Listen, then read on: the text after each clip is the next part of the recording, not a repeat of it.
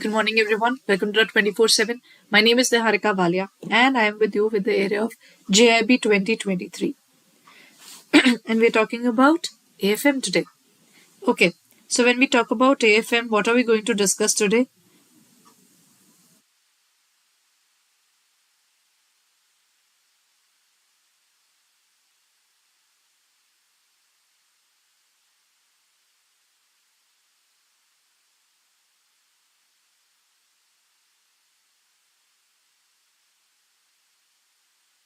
Okay, so today we'll be talking about the area of AFM.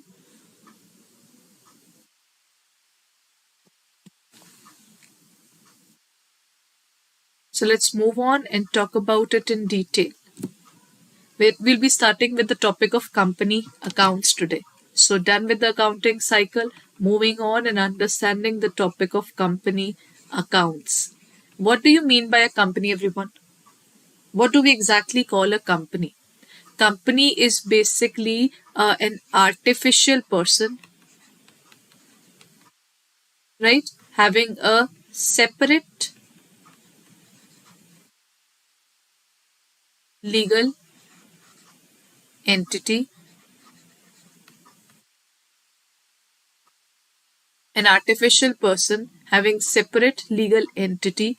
And when we talk about artificial person, separate legal entity, then there is a transferability of share which is possible, right? If I want to give my share to someone else, it's not possible in a partnership firm, though there are restrictions in a public company, in a private company, but still transferability of shares is available. Artificial person, separate legal entity, transferability of shares, and they have a common seal. The company cannot sign on its own. So the managing directors of that organization does that for them. So when we talk about a company is just like you and me. It can buy a particular property, it can sell a particular property, it can operate on its own, it has its own PAN card, it has a separate legal entity in the eyes of law, and that is how we define a particular company. And a company also has a perpetual succession. The shareholders and the organization is not deeply connected. The shareholders can change, but the organization will still stay. That is what they define it as, the perpetual succession, right?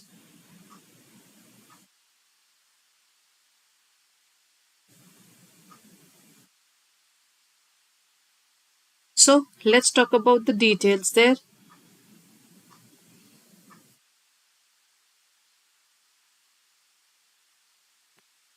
Now, let's talk about in these kind of organizations. So the first thing that happens is, in an organization we have different kind of shareholders. There are two kind of shares in these kind of organizations.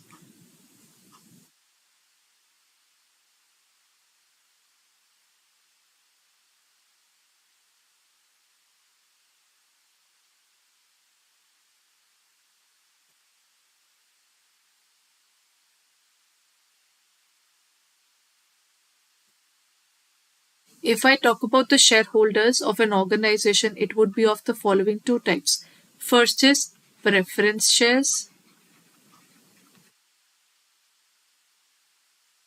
Second is equity shares.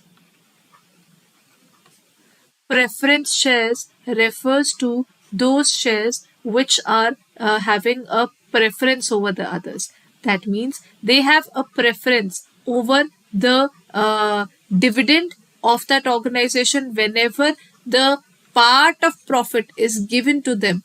That is first given to the preference shareholders. They get preference. That is how we specify the term in English. Now, preference means giving importance to the other person, giving more importance rather. So that is what the preference share is about. They get dividend before equity shareholders get, and at the same time they also get their share even at the time of the liquidation, or when the company is dying, even then they get their share before equity. So I can say the preference shareholders are, you can call them the jealous shareholders, which says that whenever you pay equity, whenever you are supposed to pay equity, pay me before that. That is what preference shareholders say. But these people do not have any voting rights. The preference shareholders only get the share in their profits, or that is to specified amount, while they do not have voting rights and they are not the true owners of the organization. The true owners are the equity who are more or less living the life of a scavenger. Whatever amount is to be supposed to be given to everybody, income tax department, bank, and even the preference shareholders. Once all the payments are made, whatever is left, if good amount is left, then it's their, you can say that's their luck. If there's if the very limited amount is left, then that is what they will all have.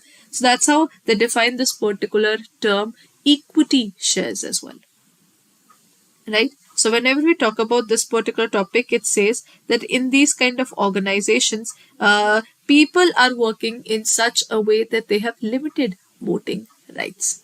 That is in terms of preferences. Equity has all the rights because they are the risk takers.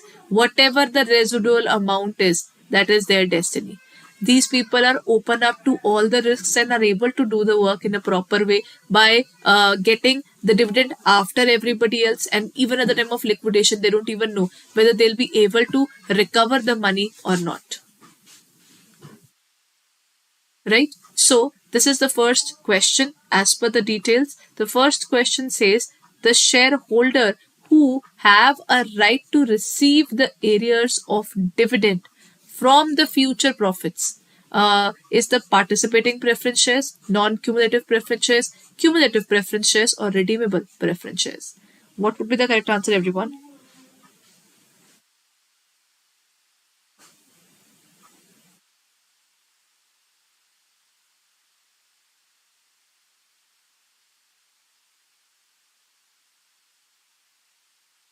Go ahead, everyone. What would be the correct answer? Okay. The one who has the right to receive the arrears of the dividend. See, in terms of preference shares, now they have different types of shareholders. The preference shareholder is again of around 8 types. Yeah, it is of 6 types actually. Then if we talk about those 6 types, among them, the first one is participating preference shares. These have the chance of getting a part in terms of surplus if the organization someday makes an extraordinary amount of money. First of all, if this extraordinary amount is received, first we pay to the preference shareholders and then we pay to the equity. Once a specific amount, say 10% is paid to the preference, whatever is left is to be paid to the equity. How do they work? If the remaining is to be paid to the equity, they are not working in a proper way, what will happen? Then in terms of equity, the preference is going to have a surplus, equity will not have a surplus there. So if the equity is not going to have a surplus, first the extra amount that is received will be given to preference at say 10%. Remaining will be given to equity, say at the rate of 15%. They have a higher share because they have more risk. So whatever amount is still left is still very, very huge. The company says, what will we do by keeping the entire amount? I think equity, we are giving you more dividend. There, this preference shareholder gets jealous and says, no, even I want more. So they say, we are ready to pay more for this preference shareholders. Just give this money to us. That is what we call it as participating preference shares. Then we have non-cumulative preference shares. There are 2 kinds of shareholders in terms. There is one participating, the other one is non-participating. Then in terms of cumulative means to accumulate or to collect, right? So if we talk about cumulative preference shares, these are those preference shares in which the organization says that there are multiple, in an year, the company makes a huge profit. They gave to the preference share their dividend. They received their dividend. Then the company faced losses in the next year, so they couldn't pay the dividend in the next year. First year they paid, second year they couldn't, third year they again paid.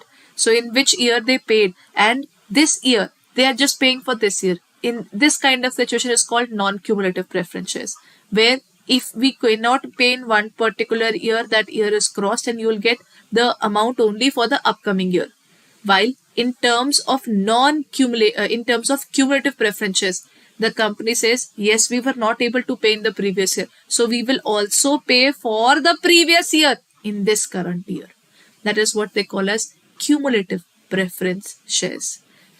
In our country, the last one, redeemable preference shares. Redeemable preference shares refers to those shares which have to be repaid within a specific period of time. In our country, we issue only these kind of preference shares, not the irredeemable. We cannot keep them forever with us. So it has to be repaid within a period of 20 years of time. That is what we call it, redeemable preference shares. So in this case, the correct answer is cumulative. That is to collect the dividend if it was not available earlier. Dividend are paid by the companies to reward the shareholders, right? Now, one of the major conditions for allotment of shares is full subscription by public, receiving minimum subscription, special resolution in GM, general meeting, or none of the above. When a company issues shares to the public. Today, we'll be covering limited number of MCQs, but I'm going to cover a good amount of concept so that you are able to catch up with what exactly company accounts is all about. In terms of share issue, whenever a company is issuing shares now, 90% of the shares that are issued to the public has to be taken up, right? Then that means if it is less than 90%, we will have to return the entire money that we receive from the people. So in this case, it is full subscription by public, receiving minimum subscription, SR, or none of the above. In this case, one of the major conditions for allotment is you have to finish up with the minimum subscription. 90% of it has to be taken up by the people. Otherwise, you will have to return the entire money altogether. Receiving minimum subscription says there is a minimum amount that must be raised when the shares are offered to the public during the issue of shares. The minimum subscription is generally set by the board of directors, but it cannot be less than 90%. Yes, as per the Companies Act 2013, it cannot be less than 90%.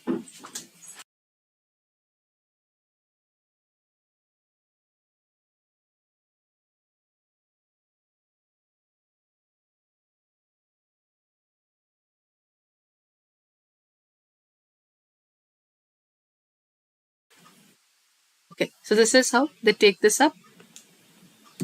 The next question. In terms of shares, there are something called bonus shares. These are shares which are issued for free. That's absolutely correct. You don't even have to pay a penny. You already have accumulated reserves in the organization. What happens is, company has share capital. The shareholders do not take the entire money. They take only a chunk of it. They take only this much amount. The rest is still with the company. If the company gets accumulated reserves, there's a huge amount of reserve that they are currently having. So they will take this particular accumulated reserves. So when they take this reserve with themselves, then what will happen in this case?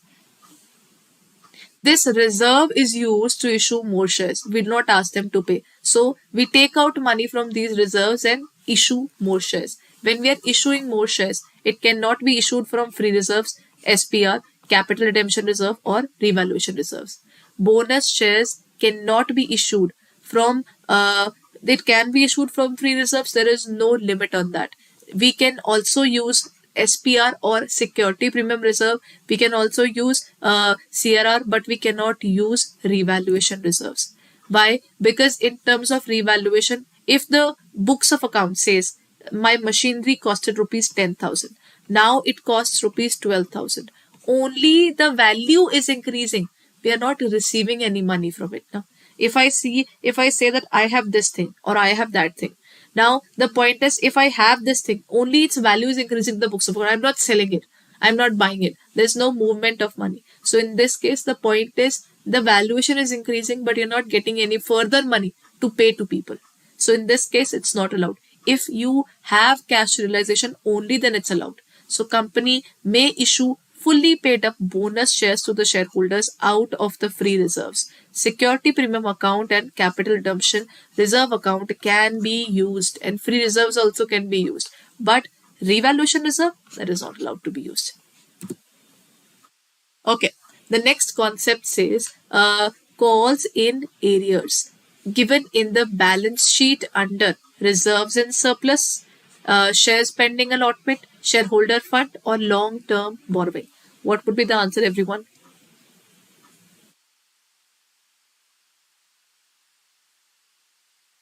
Calls in arrears.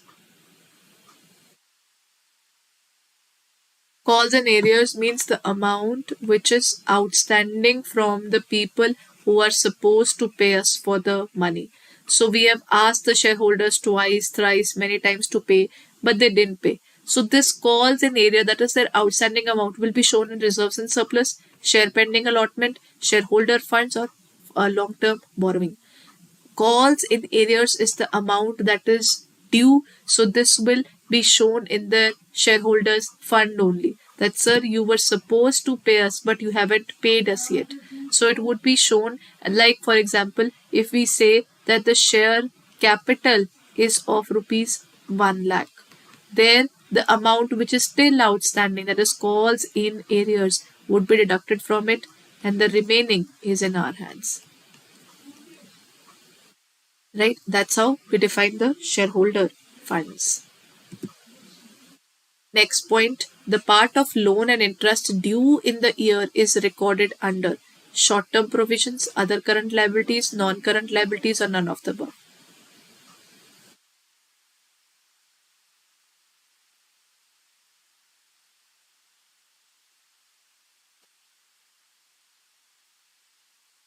The part of loan and interest due in the year, the amount that we are supposed to pay in this particular year, is a current liability, not a non-current liability, right? So basically, the non-current part is out of the window. Short-term provisions is basically the anticipated loss that we are trying to note down. It's not an anticipated loss.